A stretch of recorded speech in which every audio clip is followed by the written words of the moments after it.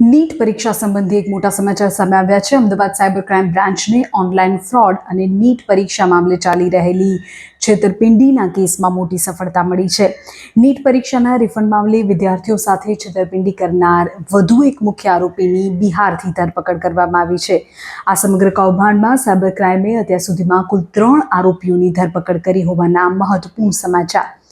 આપને કહી દઈએ કે અમદાવાદ સાયબર ક્રાઇમની ટીમે નીટ પરીક્ષાના રિફંડ મામલે એક મોટું કૌભાંડ આચરનાર આરોપી નવીન યાદવની ધરપકડ કરી છે। આ ધરપકડ થઈ છે બિહારથી।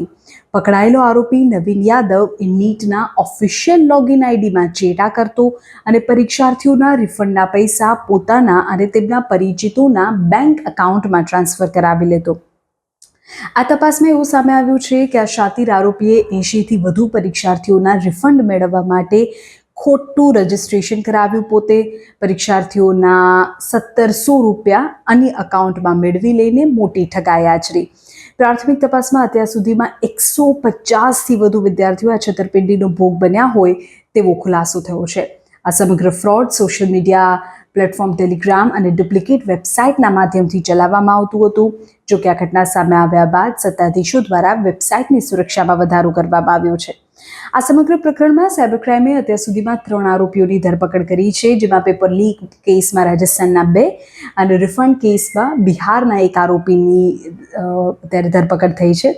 સાયબર ક્રાઇમ આ મામલે વધુ તપાસ કરી રહી છે। આ કૌભાંડના તાર અન્ય ક્યાં ક્યાં જોડાયેલા છે તેની તપાસ થઈ રહી છે, પણ મોટી કાર્યવાહીના અહેવાલ છે। અમદાવાદ સાયબર ક્રાઇમે બિહારથી આરોપી નવીન યાદવને પકડ્યો છે, જે નીટના લોગિન આઈડીમાં ચેડા કરી વિદ્યાર્થીઓના રિફંડના પૈસા પોતાના ખાતામાં ટ્રાન્સફર કરાવતો।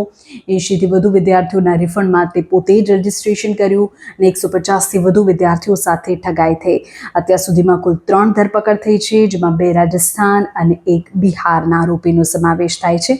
જોઈ રહેશે આ તપાસમાં વધુ શું વિગતો સામે આવે છે।